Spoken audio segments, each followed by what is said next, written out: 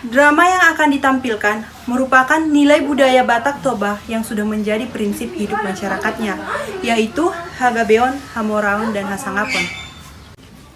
Kehidupan masyarakat Batak Toba bertumpu dan dipengaruhi oleh ketiga nilai budaya tersebut.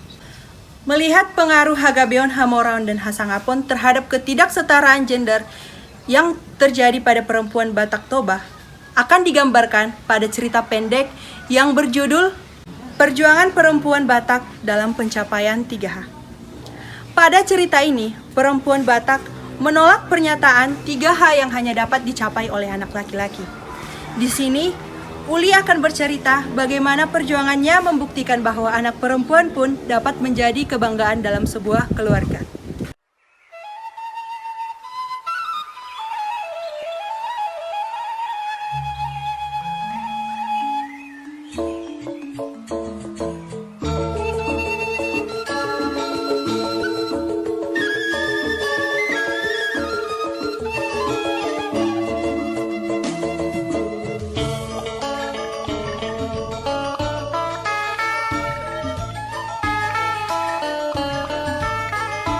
Aku adalah Uli, anak perempuan dari 2 bersaudara.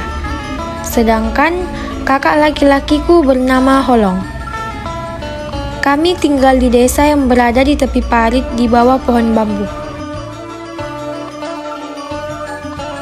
Bapak dan mamaku adalah seorang petani yang hanya mampu memberikan kami sesuap nasi untuk bertahan hidup. Sebab inilah yang membuat bapak dan mamaku ingin sekali mendapatkan nilai berupa Hagabeon, Hamoraon, Hangasapon. Dari sinilah kisahku dimulai.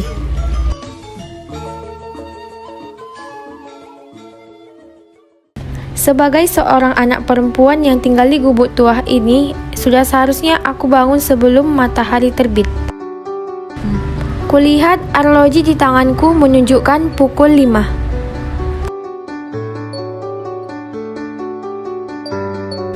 Aku segera bergegas menghadap Tuhan untuk melaksanakan kewajiban sebagai umatnya.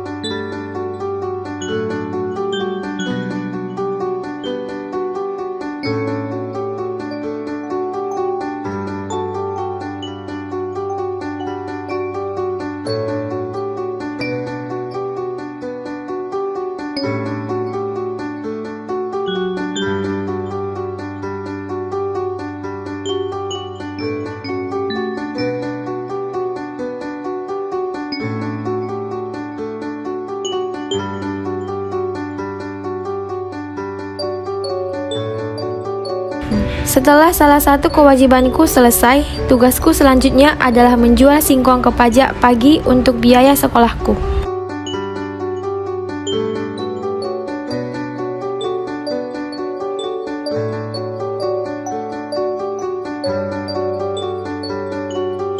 Rutinitas ini sudah kulakukan dari 3 tahun terakhir hingga kini menjelang ujian nasional yang pertanda masa SMA-ku akan berakhir.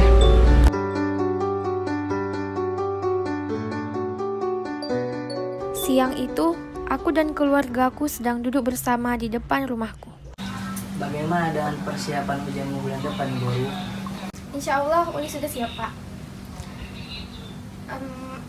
Pak, apakah aku bisa melanjutkan sekolahku ke jenjang perkuliahan? Kita tidak punya uang untuk membiayaimu kuliah. Untuk makan saja kita sudah bersyukur. Lagi pula, untuk apa anak perempuan sekolah tinggi-tinggi? Tidak ada gunanya. Kenapa, Pak? Abang Holong aja bisa kuliah ke Medan. Kenapa aku enggak? Karena hanya anak laki-laki yang dapat membawa nama keluarga ini ke titik kesuksesan. Anak perempuan cukup saja bekerja di rumah. Aku berlari menuju kamar dan menangis sejadi-jadinya. Tubuhku seakan mati dan membeku karena harapanku untuk melanjutkan kuliah telah dipatahkan.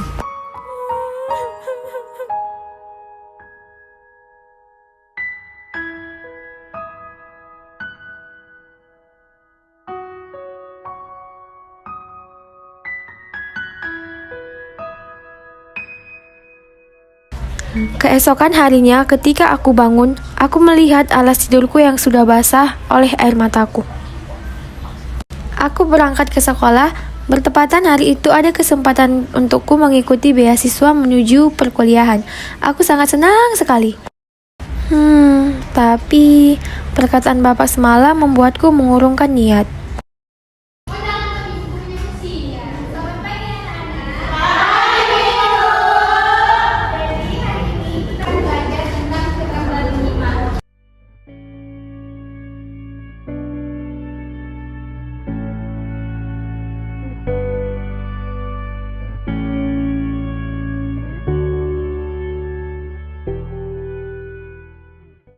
Sesampainya di rumah, aku melihat mamak tertidur di kamar, tidak pergi ke ladang, ternyata mamak sakit. Hal ini semakin mengurungkan niatku untuk tidak kuliah. Aku memeluk tubuhnya yang tua dan keriput. Tak sengaja air mataku menetes tepat di pipi mamak. Mak, kalau anak perempuan itu memang nggak boleh sekolah tinggi-tinggi. Boleh. Tapi mak, kenapa bapak nggak membolehkan aku ke sekolah di Medan sana? Padahal abang Holong di Medan sana dia sekolah. Begitulah Boru, kita perempuan ini dianggap hanya untuk bekerja di rumah saja. Kita dianggap tidak perlu sekolah tinggi-tinggi kalau nantinya kita ke dapur juga. Budaya kita Batak Toba lebih mengutamakan laki-laki sebagai kebanggaan keluarga.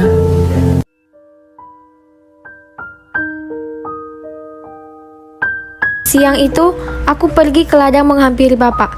Kulihat tubuhnya yang sudah mulai membungkuk, semakin tersayat hatiku. Aku ingin membahagiakan bapak dan mama. Aku ingin mengubah pola pikir bapak yang menganggap hanya anak laki-laki lah yang dapat membuat hidup keluarga sejahtera.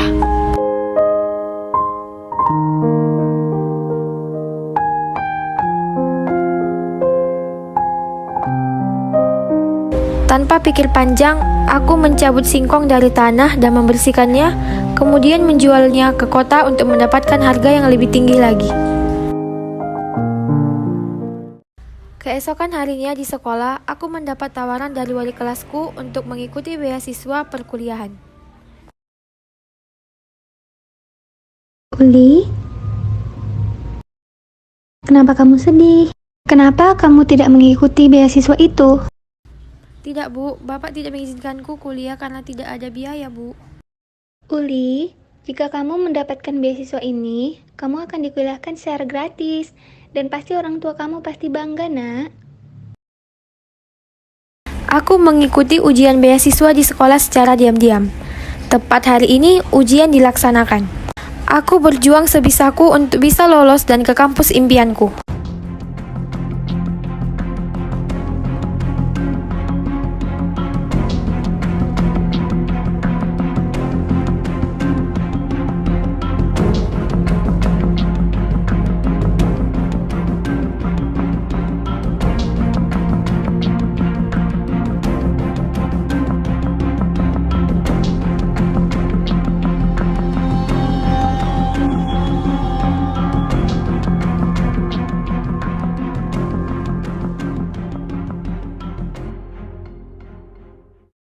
Satu bulan berlalu, akhirnya pengumuman beasiswa tiba.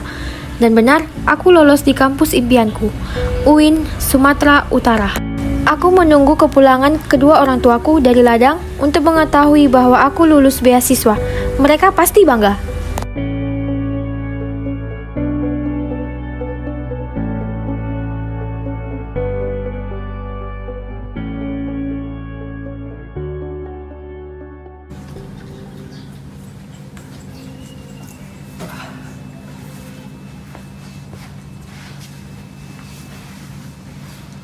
Pak, Mak.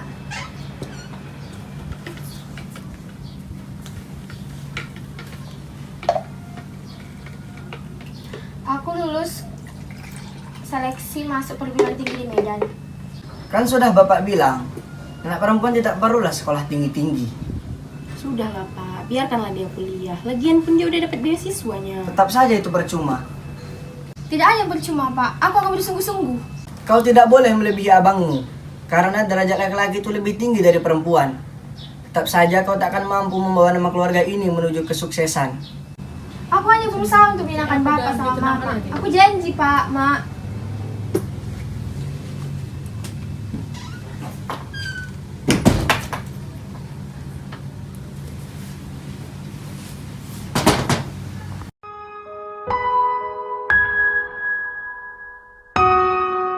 Malam itu, aku melihat Mama mencoba merayu dan membujuk Bapak. Aku tidak tahu apa yang harus kulakukan, tapi malam itu aku sangat sedih. Hari ini hari di mana aku akan pergi untuk kuliah walaupun tidak dapat restu dari Bapak.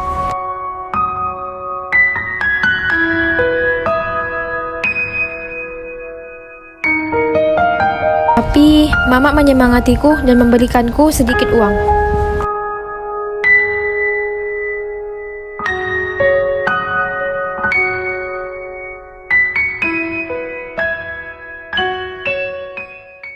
Semua perjalanan hidupku di perantauan tidak selalu berjalan dengan lancar. Banyak juga masalah yang kerap aku jumpai.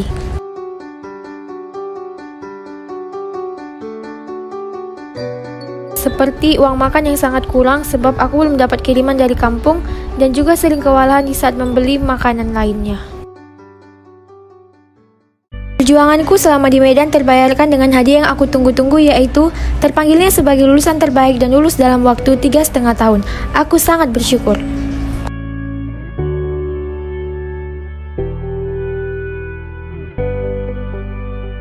Akhirnya aku pulang ke kampung halaman karena pendidikanku telah selesai.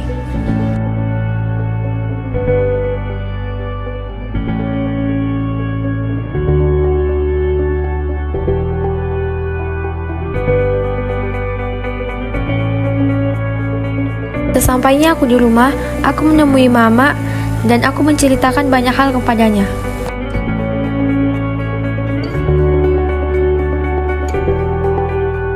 Jadi, udah kau jumpai Bapak di ladang? Sebenarnya aku canggung, sebab sudah lama aku tidak berbasa-basi lagi dengan Bapak, tapi tetap saja dia adalah Bapakku. Aku pun berjalan menuju ladang. Aku melihat Bapak yang tengah istirahat di bawah pondok kecil.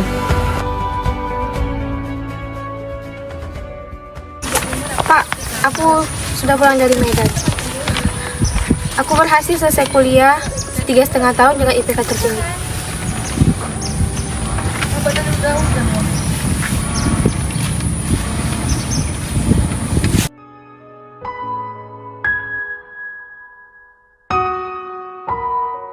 Seharusnya aku tidak boleh begitu kepadanya.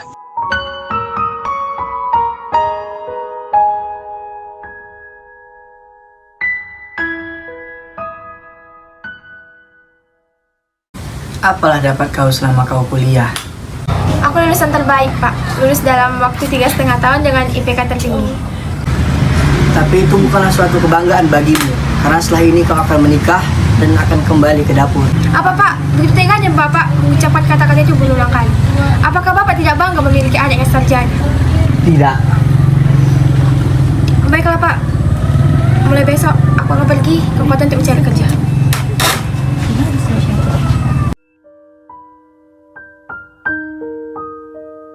Keesokan harinya, aku pamit kepada ibu dan memohon doa dari ibu untukku mencari pekerjaan di kota besar sana.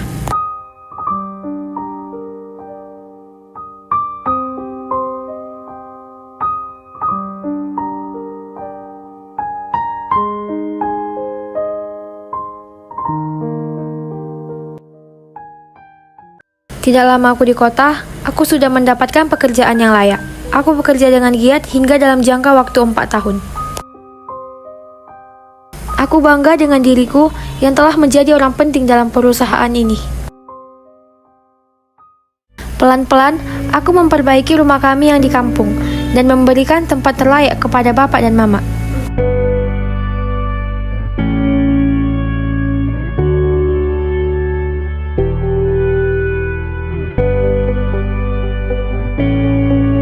Aku mendatangi kepala desa untuk bekerja sama denganku membuka lowongan pekerjaan untuk warga desa.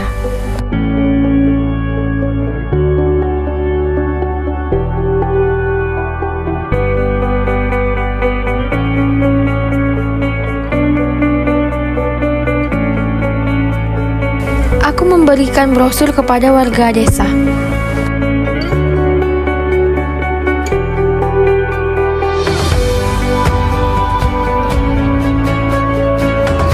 Tidak sengaja, aku bertemu dengan teman yang selalu meremehkanku dulunya.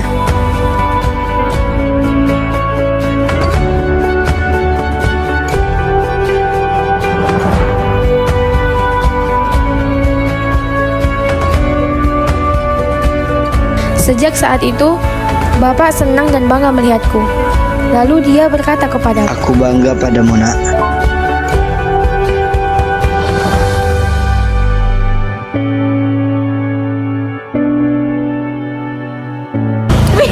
Akhirnya keluarga mereka pun harmonis kembali. Semua perjuangan Uli telah terbayarkan dan terbalaskan atas rasa bangganya orang tua Uli terhadap Uli.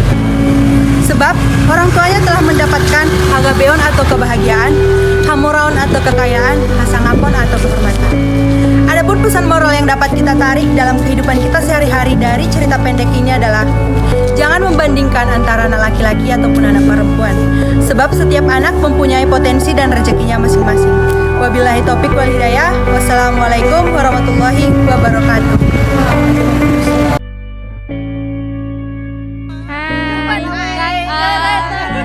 Sukses ya, sukses.